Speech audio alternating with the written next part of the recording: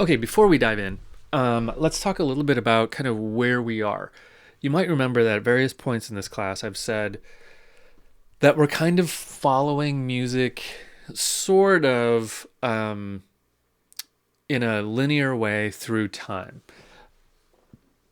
And there are exceptions to that, but more or less that's true. So we started off with very simple music that goes all the way back to the medieval period. And then music has gotten more complicated as time has gone on. That's just the way it's gone. So now we're kind of up into the Romantic period. The Romantic period, roughly 1800 to 1900. I think officially it ends in 1909 or something like that. We are getting actually pretty close to the now. One thing that's really interesting about the Romantic period is it's really the first period where, and I don't want to get too far into the historic elements of it. I have some, music history courses if you're interested in this, but it is relevant to the music theory. This is the first period where the composer kind of becomes a kind of a rock star person. So there were composers who had a personality that people wanted to get to know. It includes, Beethoven fits into the earlier parts of the Romantic period, all the way up into, Debussy, Berlioz, some of these much more modern-ish, relatively modern composers. So it's pretty wide spectrum. I mean, it's 100 years of music being made.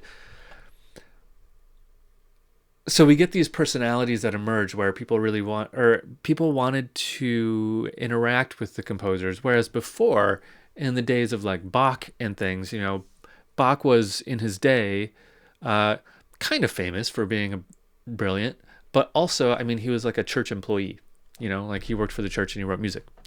So we get into this era of much more kind of the composer being this ethereal being, someone who just like conjures music. And that leads to more programmatic music with a story behind it. And that leads to more experimenting with harmony.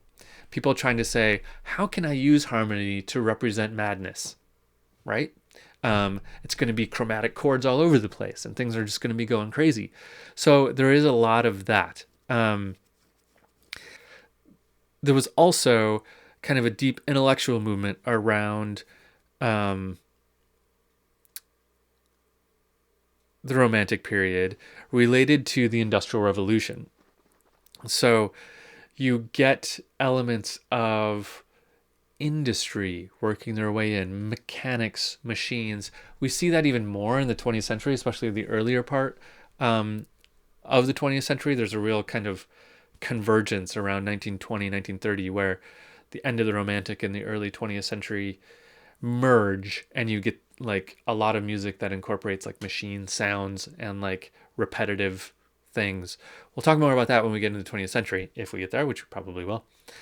But for now, just keep that in mind, that there's this industrial revolution happening. There's this idea of the composer being this magician of sound idea.